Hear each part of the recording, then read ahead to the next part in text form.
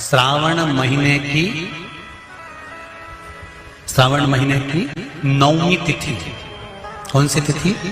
नवमी। चाहे शुक्ल पक्ष की हो चाहे कृष्ण पक्ष की हो। 7 दुर्वा। कितनी दुर्वा? 7 दुर्वा अशोक सुंदरी वाली जगह पर चढ़ाकर, शंकर भगवान के ऊपर चढ़ाकर, गणेश जी के चरणारविंद को लगाकर उसको लेकर आना है।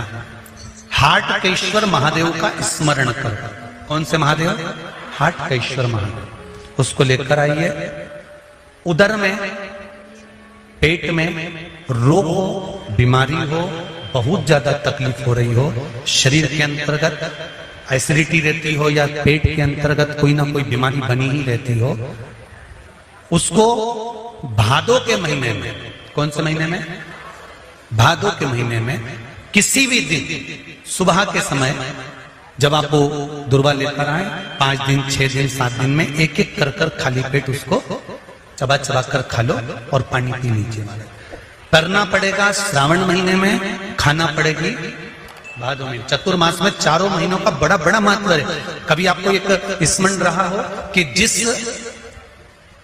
नारी के, स्त्री के रजोधर्म से जुड़ी हुई या पुरुष वर्ग में भी कहीं ना कहीं किसी ना किसी रूप में इस उदर से लेकर एड़ी तक के बीच में जो भी तकलीफ होती हैं उससे जुड़ी हुई के लिए भी सावन के महीने में एक प्रयोग आता है। उसको कर लेने से संपूर्ण जीवन समय में ये नाभि कोश से लेकर एड़ी तक के बीच में कभी तकलीफ हो ही नहीं सकती। और वो जल शंकर भगवान को शूलपाणेश्वर महादेव के नाम से चढ़ाया जाता है। कौन से महादेव के नाम से? शूलपाणेश्वर महादेव। शूलपाणेश्वर, उसका भी स्थान है कि वो जल कहां चढ़ता है। तो पहले तो नवमी तिथि का दुर्वा प्रयोग भगवान शंकर को समर्पित करते हुए, अशोक सुंदरी वाली जगह पर समर्पित करते हुए श्री गणेश जी महाराज को कहकर, आपको याद होगा जिस समय पर श्री गणेश जी महाराज कुबेर जी महाराज के घर में भोजन करने गए थे, सारा अन्न भगवान गणेश जी पा गए थे, तब शंकर भगवान ने दुर्वा भेजी थी। ये दुर्वा जब गणेश जी को भेजी गई थी तो वो औषधि के लिए भेजी गई थी कि गणेश जी ने ज्यादा पा लिया है तो शरीर में रोग ना हो जाए, पेट में कोई रोग ना हो जाए। तब शिव जी ने भेजी थी अशोक सुंदरी के माध्यम से। इस दुर्वा का प्रभाव रोग मुक्ति के लिए किया गया। आज भी नियम है, नवमी तिथि के दिन अगर भगवान नारायण के चरणों में हल्दी और कुंकू दोनों चीजें चढ़ाई जाए तो नारी कभी विधवा होकर नहीं मरती।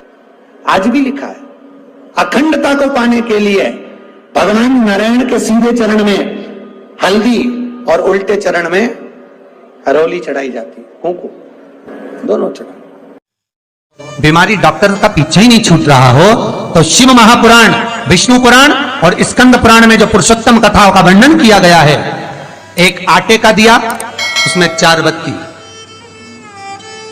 आटे के दिए में 4 बत्ती रखें, तिल्ली का तेल डाल लें, थोड़ा सा उसमें सरसों का तेल डाल लें। महाराज घर के बाहर, अर्थात घर के अंदर के बाहर जो चौखट होती, चौखट से थोड़ा सा बाहर, बिल्कुल चौखट पे नहीं बैठना, थोड़ा सा बाहर, नवमी तिथि के दिन शाम के 6 से 6:30 के बीच में 21 बार जो व्यक्ति बीमार रहता है उसके सिर से नीचे की ओर श्री नरसिंह भगवान का स्मरण कर कर, वो व्यक्ति का उतारा कर रहे उसका नाम और गोत्र लेकर 21 बार जो उतार कर उस दिए को घर के ही चौखट पर रख देता है, उस व्यक्ति की बीमारी छूट जाती है महाराज, वो रोगीला नहीं रहता। घृत का दिया लगाकर शरीर में जो रोग है उसका स्मरण कर कर, शंकर जी से विनय कर कर, हे भोलेनाथ आपने शुक्र देवता को संजीवनी मंत्र दिया है तो क्या आप मेरे को वो मंत्र प्रदान नहीं करोगे? मेरे रोग, मेरी बीमारी, मेरे दुख को आप नहीं हरोगे? शिव से कहो ये शरीर आपने दिया है और भजन करने के लिए दिया है, स्मरण करने के लिए दिया है, कीर्तन करने के लिए दिया है, तो संभालोगे भी आप। और बेलपत्री की ओर मुख कर कर, घी का दिया लगाकर महामृत्युंजय मंत्र का स्मरण कर लेने पर धीरे धीरे धीरे धीरे धीरे धीरे वो रोग समाप्ति की ओर आता चले जाता है। भगवान